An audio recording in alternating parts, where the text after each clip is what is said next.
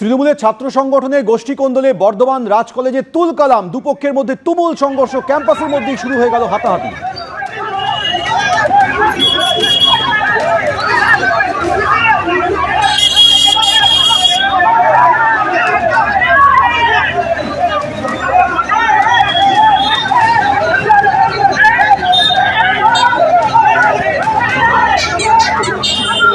যে ছবি আপনারা দেখছেন এটি বর্ধমান রাজ কলেজে তৃণমূলের ছাত্র সংগঠনের মধ্যে গোষ্ঠী কোন্দল, নিজেদের মধ্যে বচসা এবং সেখান থেকে সংঘর্ষ, ক্যাম্পাসের মধ্যেই হাতাহাতিতে জড়িয়ে পড়লেন একে অপরের সঙ্গে।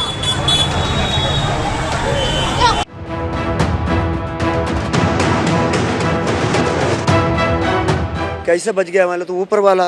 যত দূর চোখ যায় শুধু কাদামাটি, ভেঙে পড়া ঘরবাড়ি, ধ্বংসস্তূপ আর মৃতদেহের সারি। কেরলের ওয়েনাড যেন যুদ্ধ বিধ্বস্ত জনপদ। এখনো পর্যন্ত ৩০০-র বেশি মানুষের মৃত্যু হয়েছে। সোমবার মাঝরাতে আচমকা ধসে ভেসে যায় গ্রামের পর গ্রাম। সবচেয়ে বেশি ক্ষতি হয়েছে চুরালমালা এবং মুন্নাক্কাইতে। প্রবল জলের তোড়ে এই দুই শহরের একাংশ বিচ্ছিন্ন হয়ে যায় গোটা ওয়েনাড থেকে, যার জেরে উদ্ধার কাজ ব্যাহত হয়।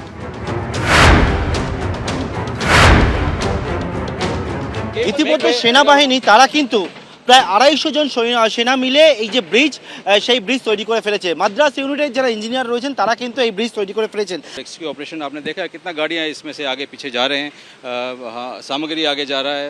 रेस्क्यू ऑपरेशन में बहुत मदद स्थापित हो रहा है कि ये ब्रिज हमने टाइम पर बना दिया। तो कैपेसिटी कितना ले सकते हैं? ये 24 टन कैपेसिटी का ब्रिज है। পাহাড় থেকে প্রবল স্রোতে নেমে আসা জল কাদা ভাসিয়ে নিয়ে গিয়েছে রাস্তা। সেই জায়গায় এখন খরস্রোতা নদী। গ্রামের কোনো চিহ্ন পর্যন্ত অবশিষ্ট নেই। আর্থ মুভার দিয়ে কাদামাটি সরিয়ে তুলে আনা হচ্ছে একের পর এক নিথর দেহ।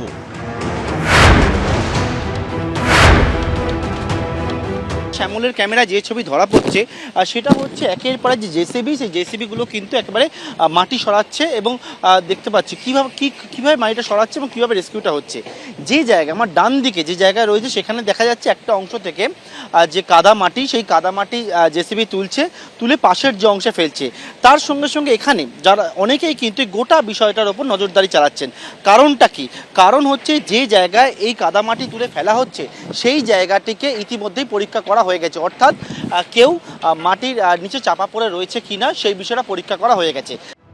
৩ দিন ধরে জনবিচ্ছিন্ন অবস্থায় আটকে থাকার পর একটি ভাঙাচোরা বাড়ি থেকে 4 জনকে উদ্ধার করে সেনাবাহিনী।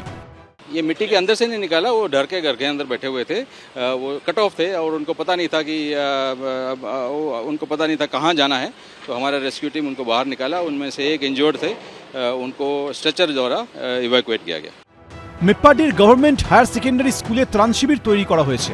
এখনো পর্যন্ত ৫০০-র বেশি মানুষকে উদ্ধার করে সেখানে রাখা হয়েছে।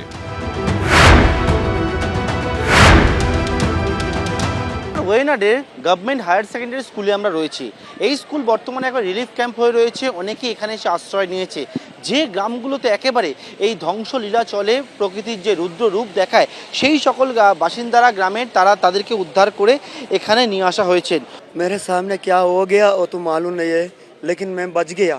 कैसे बच गया मतलब तो ऊपर वाला हमारा बच गया, बस ऐसे बोल सकते हैं कि हमारा सबसे पहले जाने वाला घर मेरा है। कैसे मैं पानी के एकदम बाजू में था, अभी घर किधर है मालूम नहीं है, जगह कौन सा है वो कुछ भी मालूम नहीं है। উদ্ধার কাজের জন্য শুক্রবার তামিলনাড়ু থেকে আরও 4টি স্নিফার ডগ নিয়ে আসা হয়েছে। মেপ্পাডি এলাকাকে 6টি জোনে ভাগ করে চলছে তল্লাশি। সেনা, এনডিআরএফ, এসডিআরএফ, বন দপ্তর, দমকল বিভাগের সদস্যদের নিয়ে তৈরি করা হয়েছে 40 জনের টিম। সংশ্লিষ্ট এলাকা সম্পর্কে ধারণা রয়েছে এমন কয়েকজনকে রাখা হয়েছে প্রতিটি টিমে। মাটির নিচে প্রাণের সন্ধান করতে দিল্লি থেকে আনা হচ্ছে বিশেষ ড্রোন। পার্থপ্রতিম ঘোষ, এবিপি আনন্দ।